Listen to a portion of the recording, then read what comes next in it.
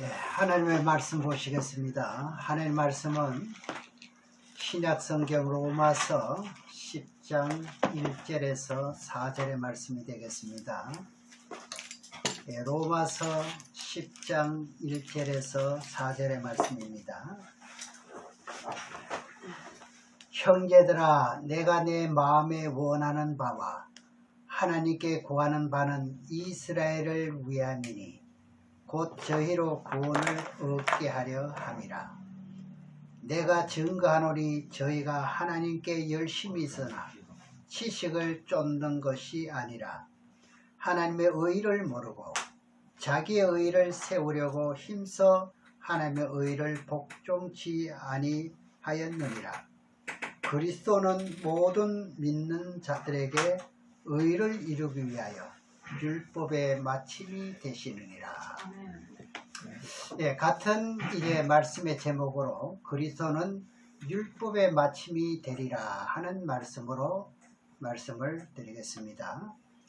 이제 첫 번째 시간에는 그 전체적인 마침이 되는, 율법이 마침이 되는 전체적인 윤곽을 말씀드렸고, 이제 지난 시간에는 연애 같은 제목으로 예수님이 탄생하기까지 이제 율법에서 예언한 그 모든 과정들을 말씀을 드리면서 오늘 두 번째 시간을 맞이하게 되고, 그 다음에 이제 순서대로 또 율법에 있어서 제사제도가 마침이 되는, 이루어지는 그런 말씀을 이제 드리려고 이제 생각하고 있습니다. 그리고 마지막으로는 이제 할례 예식, 할례 예식이 신약에 와서 어떻게 바뀌어지는 마침이 되는, 이제 새로 시작되는 것이 무엇인지를 이제 말씀으로 은혜 받기를 원합니다. 그럼 오늘 이제 예수 그리스도는 율법의 마침이 되시니라 하는 제목으로 두 번째 시간으로 이제 지난주에 말씀드렸던 것을 짧게 요약을 해보면은, 이 구약의 율법의 모든 말씀은 이제 누구를 위해서 기록했는지를 요한복음 5장 45절로 47절에 보니까 예수 그리스도를 위해서 율법이 기록됐다 그랬습니다. 그리고 율법은요, 히브리서 10장 1절에 보면은 장차 좋은 일의 그림자라 그랬습니다. 그럼 자, 율법은 무엇이라고요? 그림자입니다. 그림자인데 참 형상이 아니라고 분명히 히브리서 10장 1절에서 말씀합니다. 그럼 참 형상은 누구냐? 예수 그리스도를 말합니다. 그래서 그분을 아는 것이 영생이라고 요한복음 17장 3절에서 말씀을 하시고 계시죠. 그래서 시대적으로 구원받는 말씀이라는 것이 있어요. 오늘 이제 권사님 이제 대표해서 이제 기도하는 것처럼 이제 시대적으로 구원받는 말씀이 있는데, 그 시대마다 그 말씀을 이제 주제로 해서 이제 성도들이 알지 못하게 되면은 이제 구원받는데 조금 차질이 있을 수도 있다, 이런 뜻이 됩니다. 자, 그럼 먼저 한번 이제 덧어보면은 가인과 아벨 시대에 구원받는데, 그때 당시 알맞는 말씀은 뭐냐? 하늘에 하나님이 계신 것을 믿어야 되고요. 그리고 둘째는 내가 하나님의 선한 뜻을 위해서 살아가면서 그렇게 이제 이웃에게 사랑을 베풀고 가면은 하나님이 나에게 상 주실 것을 믿는 믿음으로 살아가는, 그런 이제 살아갈 때 아벨은 증거를 얻었다, 의라는 증거를 얻었다, 그래 나왔죠. 그러니까 그때 당시는 그런 주제가 되면서 우리가 신앙생활을 해갈 때 구원의 대상자가 될 수 있다 이 말입니다. 그래서 이제 구원의 종류를 이제 분류를 몇 가지로만 해보면은, 노아 당시에는 모든 사람이 방주에 들어오는 것이 구원입니다. 그런데도 들어오질 않았지요. 자, 두 번째는 이제 노아 홍수 심판 이후에는 율법을 주시게 되지요. 그래서 율법을 따라서 하나님 아들 메시아가 올 것에 대한 초점을 이제 알면서 믿는 믿음을 가진 그런 백성들이 구원의 대상자가 된다 이 말입니다. 그리고 이제 신약에 와서는 예수 그리스도를 마음으로 믿는 믿음을 가지고 구원에 이르게 됩니다. 그러니까 때에 따른 말씀이 다 다르죠.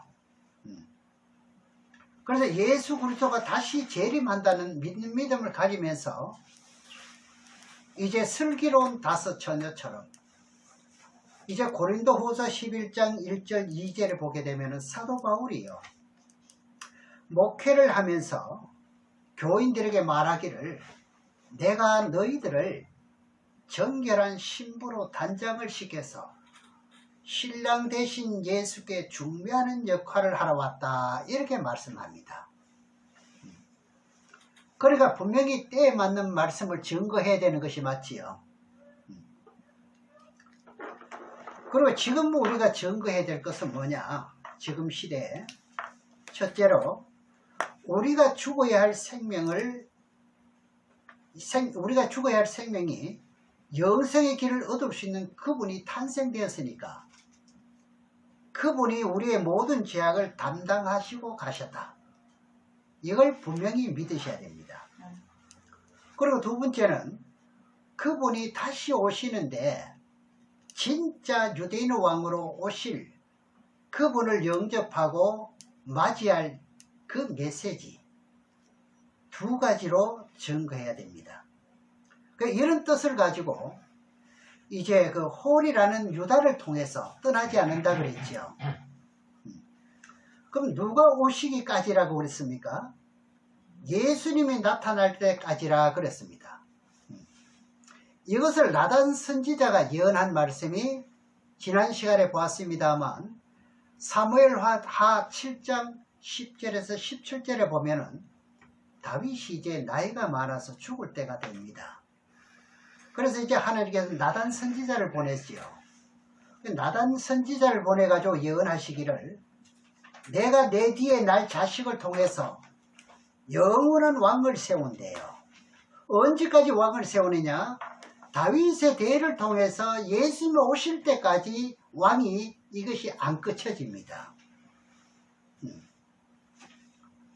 그런데 내 아들 후대들이 아들이 왕이 되는데 잘못하면 내가 사람의 막대기로 징계를 하겠지만 그 왕의 자리는 빼앗지 않는다 그랬습니다.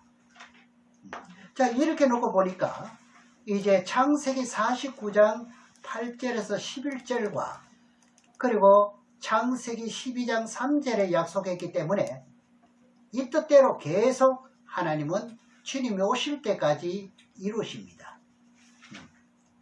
이렇게 정답을 바르게 찾아놓고 보면은 이제 시편 132편 1절에서 12절을 보면은 지금 또 다윗 계통을 통해서 이제 똑같은 내용을 말씀하고 있는 것을 한번 보시겠습니다.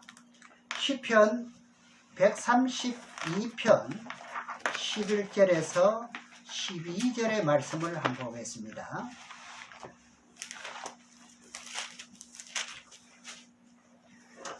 이 율법이 마침이 되는 것을 우리가 바르게 알면은 성경 구약, 신약과 구약이 많이 보이게 될 겁니다. 여호와께서 다윗에게 성실히 맹세하셨으니 누구에게요? 다윗에게요. 변치 아니하실 것이라. 이러시기를 내 몸의 소생을 내 위에 둘지라. 그러니까 왕이 안 바뀝니다. 다윗 계통으로 계속 왕이 이어집니다. 12절에 내 자손이 내 언약과 저희에게 교훈하는 내 증거를 지킬진대 저희 후손도 영원히 내 위에 앉으리라 하셨도다. 다윗이 왕이 되고 그리고 솔로몬이 왕이 되고, 솔로몬이 다윗의 아들 아닙니까? 왕이 되고, 그리고 솔로몬이 여로보암과 르호보암을 낳고 계속 대를 이어가지고 왕의 자리가 내려간다는 겁니다. 그것이 언제까지 되느냐? 영원하기까지, 영원까지. 그럼 영원까지가 누굽니까? 다윗의 혈통을 통해서 마태복음 1장 1절에 보니까 이제 아브라함과 다윗의 자손 예수 그리스도의 세계라 하니까 유다 계통을 통해서 이제 유대인의 왕으로 예수 그리스도가 탄생 이제 되어서 영원토록 왕노를 하게 되니까 영원토록 이루어지는 것이지요. 이게 변함이 없습니다. 성경이 이렇게 정확하게 되어 있습니다. 그래서 이사야서 11장 1절에서 보게 되면은 이새 줄기에서 뭐 한다 그랬죠? 한 삭이 난다 그랬죠? 그 뿌리에서 한 가지가 나서 결실할 것이요. 전부 다 성경이 어디서 초점을 맞추고 있느냐 할 것 같으면은 예수 그리스도의 한 사람을 탄생시키기 위한 줄기입니다. 그래서 창세기 12장 1절로 3절에 대한 줄기를 찾아보면은 예수 그리스도 한 생명을 탄생시키기 위해 가지고 방법으로 율법이 만들어진 거예요. 네. 율법이 어떻게 해서 만들어졌다고요? 한 생명 예수 그리스도를 탄생하게 하기 위한 그 줄기입니다. 그게 율법입니다. 이사야서 11장 1절의 말씀을 보겠습니다. 이사야 11장 1절의 말씀을 봅니다. 이새 줄기에서 한 삭이 나며 그 뿌리에서 한 가지가 나서 결실할 것이요. 결실은 열매를 맺는다는 말입니다. 이것이 예수 그리스도입니다. 그러면 창세기 12장 3절에 땅의 모든 족속이 뭐 한다 그랬죠? 너를 인하여 복을 받을 대상자를 말하는 거예요. 네. 그럼 성경은 구약에서 신약으로 차츰차츰 내려오면서 뜻이 더 확실하고 또 정확하게 이제 기록이 나옵니다. 이제 성경을 보실 때 그것을 이제 거슬려서 계속 올라가면 더 어려워요.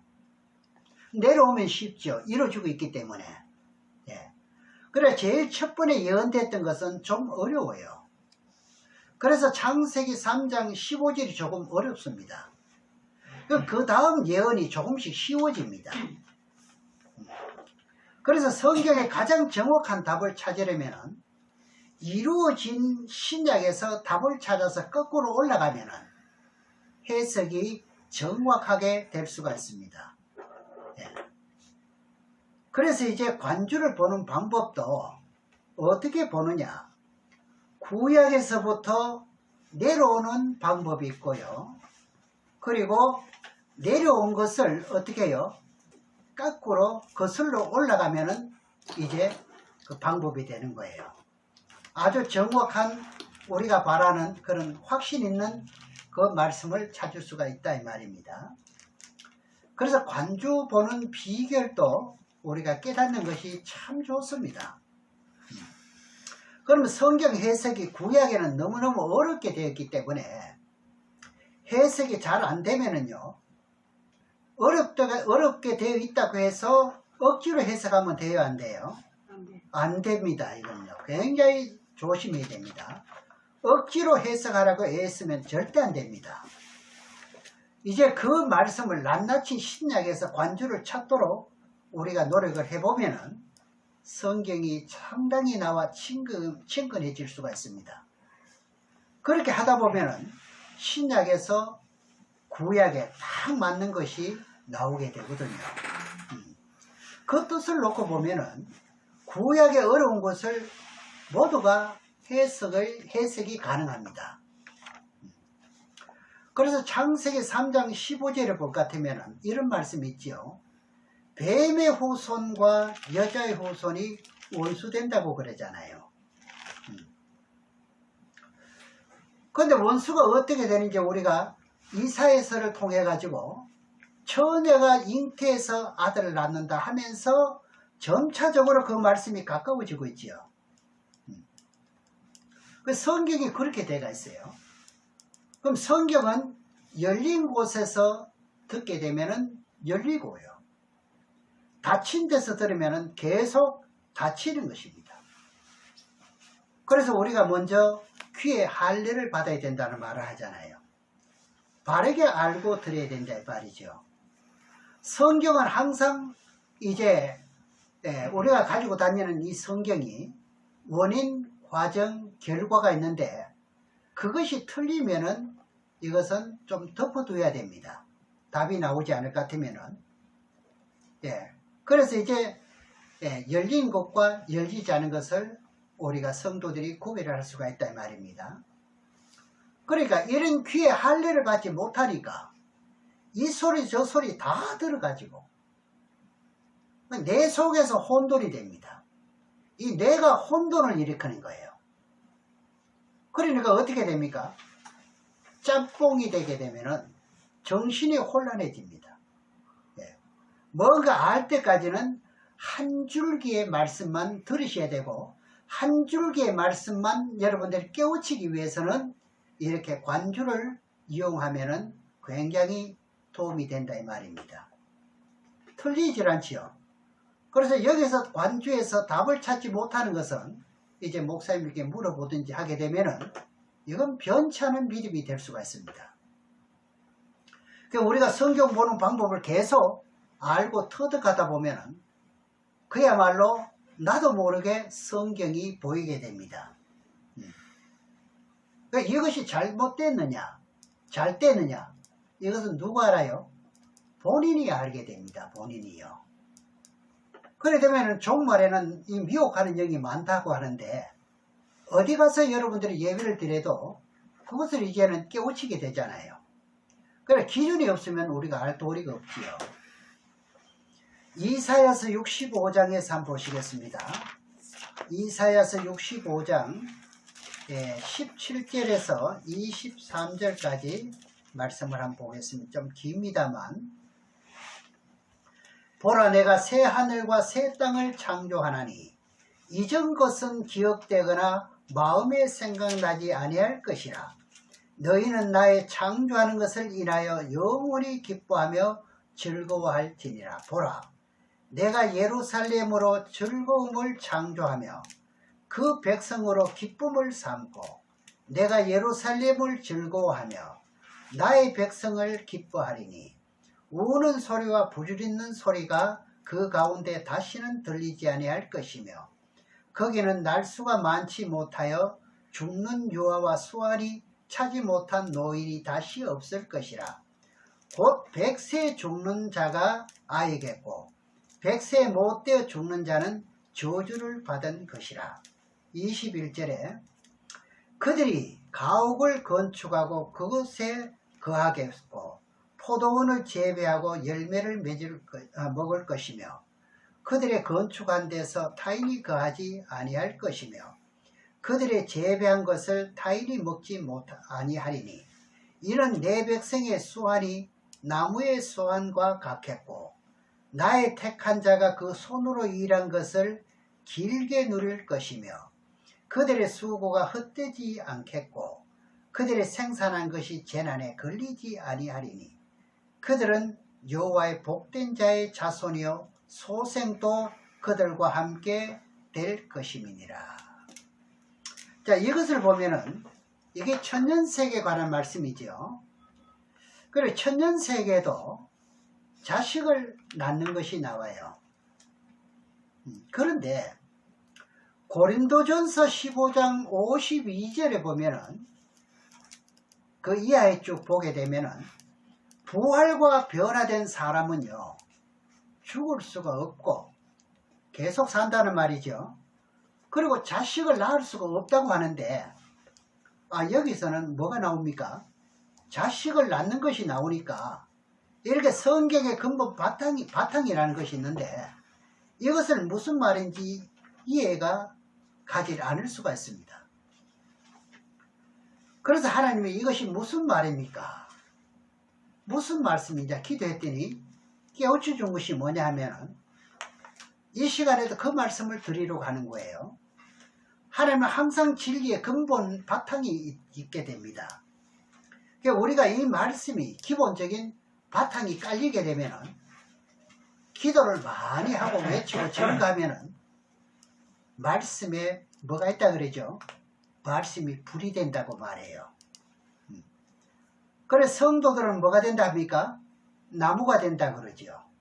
그런 이런 이치에 원칙에 이제 떠나지 않은 그 기준으로 말씀을 증거하게 될 것 같으면은 그런 역사가 일어난다 이 말입니다.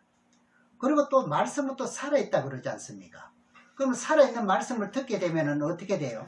병자가 낫는 원인이 이건 거예요. 왜? 살았기 때문에, 깨우쳐지기 때문에. 깨우쳐질 때마다 어떻게 해요? 사로잡혀 있던 것이 나가는 것이 성경의 원칙입니다. 그래서 이제 창세기 12장부터 시작되는 것이 누구를 위해서 이제 기록이 이제 되어서 내려오는 할 것 같으면 예수 그리스도를 한 분을 탄생시키기 위해서입니다. 그래서 이사야 선지자가 말하기를 앞에서 우리가 봉독했지요. 이새 줄기에서 한 살이 난다. 이렇게 다윗 혈통을 통해서 태어나면서 꼭 다윗 계통의 족보가 끊어지면 안 되지요. 구약에 볼 것 같으면 다윗 계통의 족보가 끊어지지 않기 위해서 얼마나 애쓰는지 모릅니다. 끊어질랑 말랑 아슬아슬할 때도 있었죠. 그래서 마태복음 1장 17절의 말씀이 뭔고 하니 아브라함과 다윗의 자손 예수 그리스도의 세계라 하는데, 근데 이 마태복음의 이 족보가 굉장히 중요한 거거든요. 왜 그러냐 할 것 같으면은 이제 그 예수 그리스도가 탄생되는 과정이 구약의 전장을 통해서 예언된 말씀이기 때문에요. 근데 요즘 박사가 굉장히 많으신데, 박사 목사님들이 이 마태복음 1장 족보도 알지 못하면서 박사입니다. 그 마태복음 1장에서 남자의 후손이 여자의 후손으로 바꾸어지는데, 다른 족보는 전부 다 어떻게 해요? 남자의 후손으로 되어 있지요. 그런데 남자의 후손에서 이제 예수님은 뭐로 바뀌게 되죠? 여자의 후손으로 바뀌는 족보가 시작됩니다. 그러니까 그리스도는 율법에 뭐가 되고요? 마침이 되는 거예요. 남자의 족보에서 여자의 족보로 바뀌어야 되는 거잖아요. 그래서 계시록에는 창세기 12장 1절로 3절의 말씀이 어디로 가느냐? 이게 결국 마태복음 1장으로 가게 되는 거예요.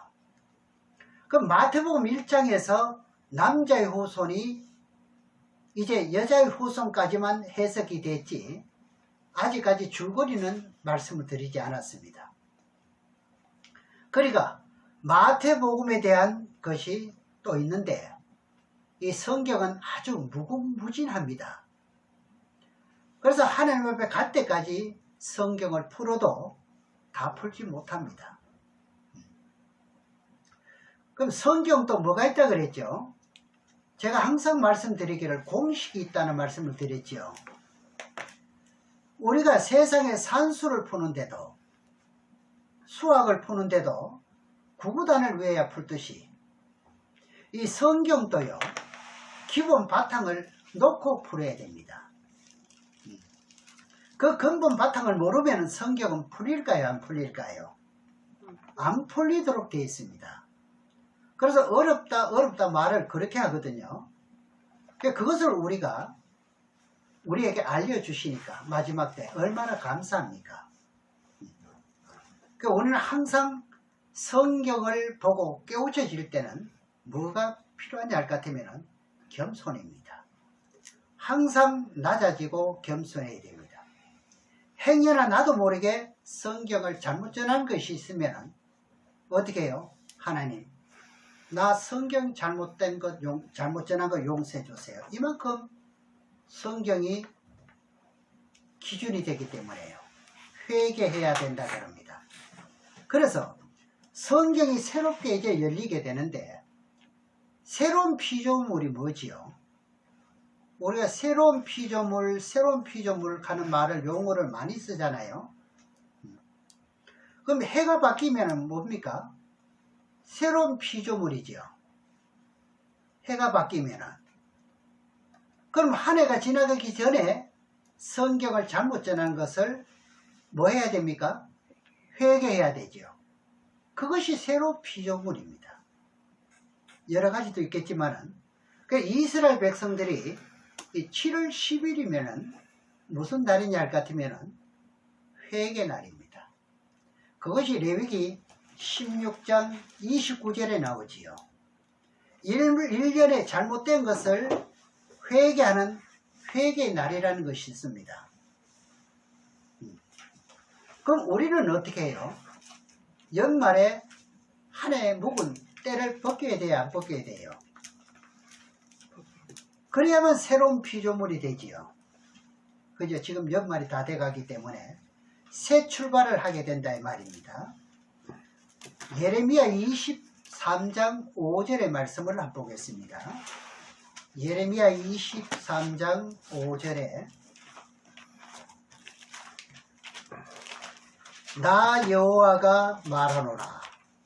보라, 때가 이르리니 내가 다윗에게 한 의로운 가지를 일으킬 것이라. 그가 왕이 되어 지혜롭게 행사하며 세상에서 공평과 정의를 행할 것이며. 다윗에게 어떻게 해요? 한 의로운 가지를 일으킨대요. 그가 왕이 되어서 지혜롭게 이제 행하면서 세상에는 공평과 정의를 행할 것이라 그럽니다. 그럼 그분이 누구냐? 땅에 있는 모든 족속이 너를 인하여 복을 받을 것이라는 그 창세기 12장의 예언이 누구 오시기까지였지요?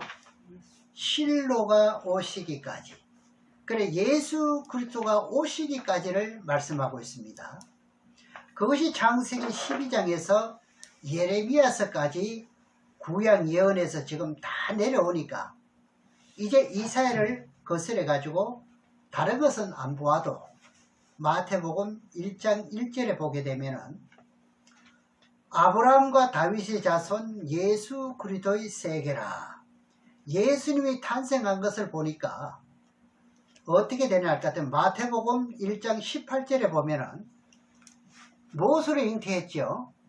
성령으로 잉태가 되는 거예요. 성령으로. 그러니까 남자 없이 부정모혈로 잉태되는 것이 아니라 성령으로 잉태되는 거예요. 그런데 왜 아브라함과 다윗의 자손 예수 그리스도라고 말하는가요? 예수님은 성령으로 마리아 몸을 통해서 나셨지요. 그 로마서 1장 13절에 보면 육신으로는 예수님이 무엇으로 태어나느냐? 다윗의 혈통으로 태어나도록 되어 있어요. 이 예언이 다 맞는 거예요. 창세기 12장에서부터 계속 이대로 이어지는 말씀이 지난 이제 주에 말씀드린 것과 같이 연결해서 보면은 아마 다 정리해 놓고 보면은 엄청난 뜻을 깨달을 수가 있는 겁니다. 로마서 1장 1절에서 3절까지 한번 보시겠습니다. 로마서 1장 1절에서 3절에 예수 그리스도의 종 바울은 사도로 부르심을 받아 하나님의 복음을 위하여 택정함을 입었으니 이 복음은 하나님이 선지자들로 말미암아 그 아들에 관하여 성경에 미리 약속하신 것이라. 이 아들로 말하면 육신으로는 어느 혈통이지요? 다윗의 혈통으로 나셨고 그러지 않습니까? 그럼 아브라함과 다윗의 자손 예수 그리스도라 그럽니다. 그럼 마리아의 남편이 요셉이 정혼을 했는데 그 틈 사이에 누가 끼어들었지요? 성령님이 그 틈을 끼어들었습니다. 그래서 아기가 탄생되게 되지요. 마리아와 요셉 사이에. 그 요셉이 가만히 끊고자 했을 때 구약에는요, 여자가 배가 불러올 것 같으면 이건 끊어도 아무런 관계 없습니다. 그 여자는 상당히 손가락질을 받게 되죠. 죽기까지 한단 말입니다. 그래서 요셉이 이렇게 끊고자 할 때 끊어버리면 어떻게 됩니까? 요셉이요, 다윗의 혈통이 안 이루어지죠. 그렇죠? 그러니까 하나님께서 요셉의 마음을 움직이는 거예요. 움직여서 주관합니다. 신기하지 않습니까? 성경이 이게 예수님의 탄생까지 이루어지는 거 보면은 너무너무 신기하죠. 성경 예언이요. 이게 다 하나님의 뜻을 이루시기 위해겠어요. 그래요. 그러나 하나님이 원하신 것을 대를 통해서 태어나는 사람들이 다 어떻게 해요? 이렇게 조종을 받도록 되어 있습니다. 그 생육하고 번성하는 씨앗은 누가 주었습니까? 하나님이 씨앗을 준 것이에요. 그러니까 홍길동을 낳기 위해서는 이불 속에서 사랑을 해서 태어납니다. 그런데 할지라도 그 자식은 누구의 자식이죠? 하나님의 자식입니다.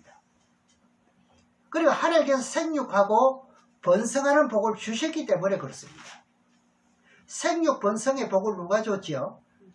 하나님이 주셨어요. 그러니까 믿는 자에게만 준 게 아니고 이거는 일반적으로 믿지 않은 사람들에게도 생육 번성하는 일반적은 다 주었다 이 말입니다. 때문에 낳기만 했지, 나는 낳기만 했지 내 자식이 아니고 누구 자식입니까? 사실은 뜻을 놓고 보면은 하나님의 자식입니다. 그것이 창세기부터 시작된다 이 말입니다. 그럼 다 누가 기루어요? 낳은 것을 다 누가 기rus습니까? 하나님이 다 조정하고 계시는 거예요. 만약에 요셉이 이혼을 하면은 하나님이 가만둘 수가 있나요? 안 되죠. 이런 진리의 원칙이라는 게 있다니까요. 그러니까 요셉이 대단한 사람이죠. 그 말을 아무에게도 내뱉지 않습니다. 네. 이런 뜻을 놓고 볼 것 같으면은 가정에서도요, 지금도 비밀한 것은 남에게 옮기면 안 돼요. 그래, 자기가 동집에서 태어날 자식처럼, 그러니까 나사렛 동네에 있는 모든 사람이 이제 목수의 아들, 네, 목수의 아들이라고 하지요. 그래서 이제 요셉이 입만 떠벌리고 나팔을 불면 어떻게 돼요? 하나님의 아들이 들통나지요. 들통나잖아요. 네. 그러니까 하나님의 비밀도 하나님 앞에 받은 비밀을 아내에게도 말하지 않은 게 이겁니다. 그럼 여러분이 잘 아는 말씀 중에 하나를 제가 말씀드릴 것 같으면 아브라함이 이삭을 바치라 그러지요. 하나님께서. 그죠? 이삭을 바치라 하는데 아내에게 말했을 것 같으면 어떻게 될까요? 모리아 땅까지 갈 수 있겠어요? 못 가죠.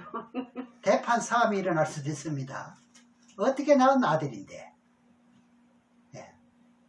뜻을 이해했으리라 믿고요. 그와 같아 이 말입니다. 그래서 하나님의 뜻을 이루기 위해서는 비밀을 말하지 말라는 거예요. 하나를 세우기 위해서 이것이 언제부터 계획된 거예요? 창세기부터 계획된 거예요. 그럼 제가 물어봅니다. 하나님께.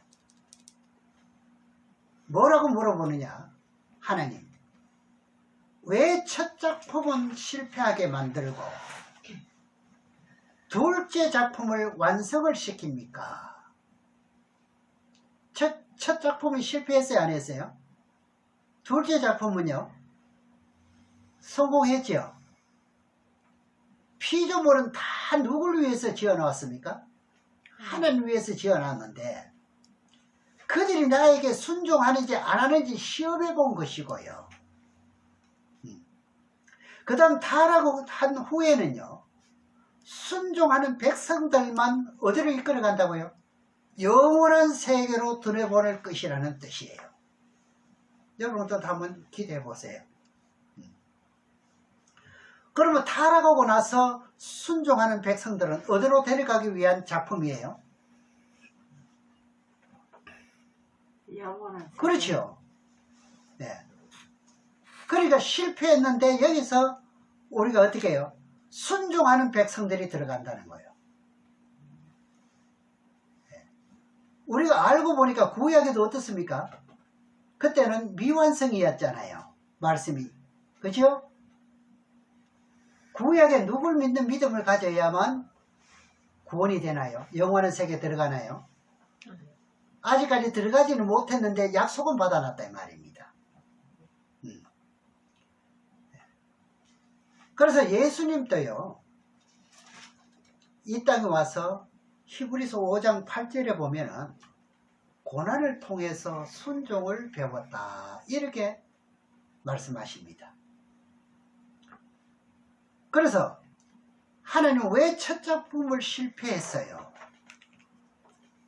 왜 창세기부터 예수님을 보내실 것을 예언해놓고 왜 첫 작품을 실패시켰습니까?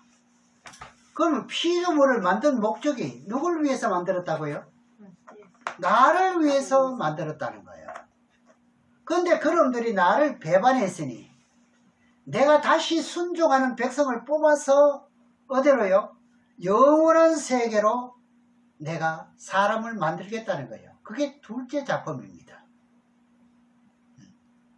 그러니까 둘째 작품을 통해서 순종하는 사람을 이제 영원한 세계로 데려간다 이 말입니다. 그래서 사무엘상 15장 22절에 보면은 순종이 뭐보다 낫다 그러죠? 제사보다 낫다 하는 거예요. 이건 우리가 지금 정신을 차려야 되는 거예요. 네. 순종이 얼마만큼 좋은지 말도 못합니다. 이 뜻을 알 것 같으면요, 좀 괴로움이 있어도 이 괴롭다 이런 생각은 들지 않을 거예요. 하나님 뭐 하시려고요? 실패한 작품을, 온전한 작품을 의의 백성으로 만들기 위해서요. 그래서 마리아와 정혼한 요셉이 순종하지 않고 함처럼 자기 아버지가 포도주를 잡수시고 바지가 벗어진 것을 소문냈으면 어떻게 될까요? 요셉이 약혼만 해놓고, 그죠? 그와 같이 손잡고 동침한 적도 없어요. 아이, 그런데 섹시가 될 사람이 배가 불러오네요. 예. 그래, 배가 부른 것은요, 내가 동침한 것이 아니라, 어떻게 된 거예요? 성령님이 와서 잉태된 것이라고 소문내면 됩니까? 안 됩니까? 안 되지요. 이런 것을 생각해 보면요, 소름이, 이 몸이 아주 오사고사할 정도로 아슬아슬 그런 그 말씀드릴 됩니다. 그 좋은 응답을 받으시면은 여러분들은 뭘 해야 되느냐? 입을 잠그셔야 돼요. 그래, 누구에게 자꾸 발설을 할 것 같으면 어떻게 되나요? 못 믿어져요. 그리고 그것을 판단을 받습니다. 그런가요, 안 그런가요? 그래서 창세기 12장에서부터 모든 말씀이 아브라함과 다윗의 자손 예수 그리스도의 세계를 펼치기 위해서 창세기 12장 1절에서 3절까지 말씀 속에서 계속 예언되어 온 것이 초점이 어딥니까? 예수 그리스도거든요. 초점은 예수 그리스도거든요. 창세기에서부터요. 그래서 하나님이 율법을 만들어 놓았는데 어떻게 율법을 만드느냐? 이스라엘 백성들 12지파 이 대가 끊어지지 않기 위해서 무슨 제도를 만드냐 할 것 같으면 일부 다체제를 만들어 놨습니다. 일부 다체제를 왜 만들었지요? 대가 끊이지 않기 위해서. 무슨 대가요? 예수님 대가요. 끊어지지 않기 위해서요.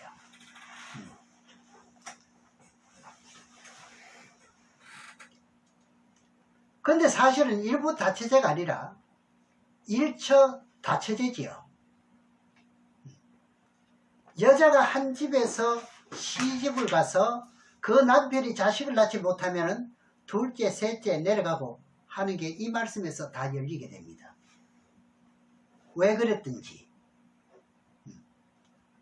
그것은 무엇을 하는 겁니까? 남자가 여러 여자를 데리고 사는 제도가 바로 그거예요. 그 제도가 신명기 25장에 나오는데 그 이유가 이스라엘 백성들의 대가 끊어지지 않아야 누가 탄생되는가요? 예수 그리스도가 탄생되기 때문에 그래서 율법이 만들어진 거예요. 그러면 예수님이 이제 탄생되었으니까 율법은 마침이 돼버리죠. 그럼 지금도 일부 다체제를 하면 돼요, 안 돼요? 안 되죠. 지금은 한 여자만 데리고 살아야 되는 거예요. 신명기에서 한번 보겠습니다. 간략하게 제가 말씀만 드리고 넘어가는 겁니다. 신명기 25장 5절에서 6절의 말씀을 한번 보시겠습니다.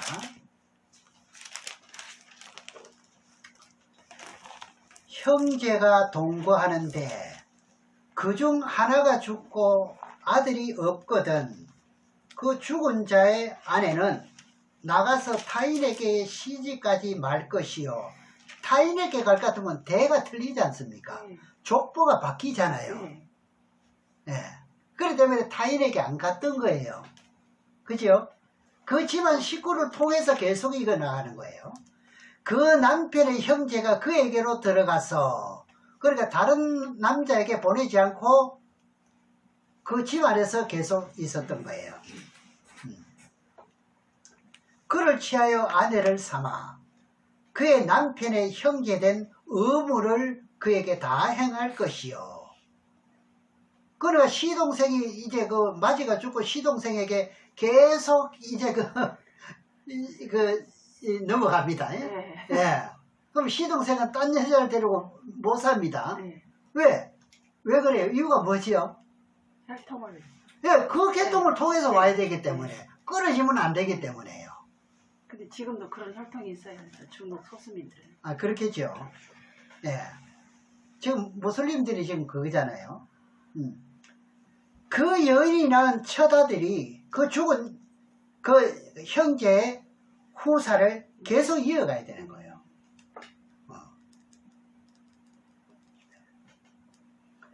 그 이름을 이스라엘 중에서 끊어지지 않게 할 것이라 그러잖아요. 여기도 말씀 나 있잖아요. 그 이름을 이스라엘 중에 뭐한다? 끊어지지 않게 할 것이라 그러잖아요. 이 약속이 계속 이루어진다니까요. 그래 여러분들이 처음에는 조금 말씀이 정리가 안 되는 것 같아도 다시 보고 또 보고 하면은요 성경이 상당히 많이 연결이 돼 버립니다. 그래서 이제 이스라엘 12지파의 그 후손들이 끊어지지 않기 위해서 일부 다구제를 만든 거죠. 그러면 사무엘의 아버지가 엘가나 이제 첫 부인이 잉태하지 못하니까 분이라를 얻어가지고 잉태하지요. 그런데 엘가나가 한나를 얻는데 자식을 못 가지니까 둘째 분이라를 얻습니다. 그런데 둘째를 얻어서 아이를 낳지 못하면 어떻게 돼요? 셋째, 넷째를 얻습니다. 왜냐? 하나님의 아들을 탄생시키려는 계획이다 이 말입니다. 그래 한 혈통에서 나와야 되는 거예요. 그럼 아브라함과 다윗의 자손 예수 그리스도에 대한 것이 성경을 통해서 여기까지 연결시켜 보면 관통이 됩니다. 관통이요. 네. 그러니까 성경이 이렇게 묘하다는 거예요. 이렇게 알고 보면 쉬운데 왜 이렇게 어렵게 만들어 놓았습니까? 그럼 하나님께서 아브라함에게 이삭을 몇 세에 낳게 만들죠? 100세예요. 100세에 낳게 만들고 아브라함도 처가 있습니다. 모세도 다른 처가 있어요. 구약에는 남자들이 보면 신났어요. 신약에서는 안 되는 거예요. 그래 그리스도는 오늘 제목의 말씀처럼 뭐가 되죠? 율법의 마침이게 되기 때문에 예수님이 탄생되고부터는 일처 다부제가 필요 없게 되죠. 주인공이 나왔으니까. 예, 필요가 없어집니다. 예. 그래서 성경을 이렇게 보지 않을 것 같으면 여러분 성경이 막혀서 무슨 말씀인지 모릅니다. 이것을 깨닫게 되면은요, 이 얻은 영들이 내 속에 못 들어옵니다. 여러분 가정에 못 들어옵니다. 네. 무슨 뜻인지 아시죠? 네. 네. 병마도 못 들어오는 거예요. 이렇게 깨닫고 신명하는데 뭐가 들어오겠습니까? 그래서 하나님 말씀 보면은 너무너무 신기한 거예요. 루키서도 그렇습니다. 루키 한 장이 뭐 하는 겁니까? 전체가요. 다윗의 족보 하나 연결시키기 위한 기록이 루키서입니다. 루키서. 네. 루키서는 그것만 알 것 같으면 루키서 한 권을 다 본 거예요. 에스더는요, 이스라엘 성전을 건축하러 보내기 위해서 기록한 거 하나입니다. 그럼 이렇게 예수 그리스도 한 생명을 탄생시키기 위해서 여러 사람이 총동원되는 거예요. 네. 이 지구에 있는 모든 사람을 동원해서 예수 그리스도 한 분을 탄생시킨다 이 말입니다. 오직 예수라는 이제 그분을 이제 계속 자랑하다 보면은 예수 그리스도 이름만 불러지는 거예요. 그것은 입만 가지고는 안 되지요. 네. 마음에서 뼈대에서부터 우러나온 예수가 나와야 되는 거죠. 그러니까 예수 믿는다는 것도 예수 이름을 믿고 있지만은 A라는 사람과 B라는 사람이 예수 이름을 부르는데도 뜻이 달라요. 뼈에서 우러나는 그런 이제 예수를 부르는 것도 있고요. 그냥 예수 가는 것도 있다 이 말입니다.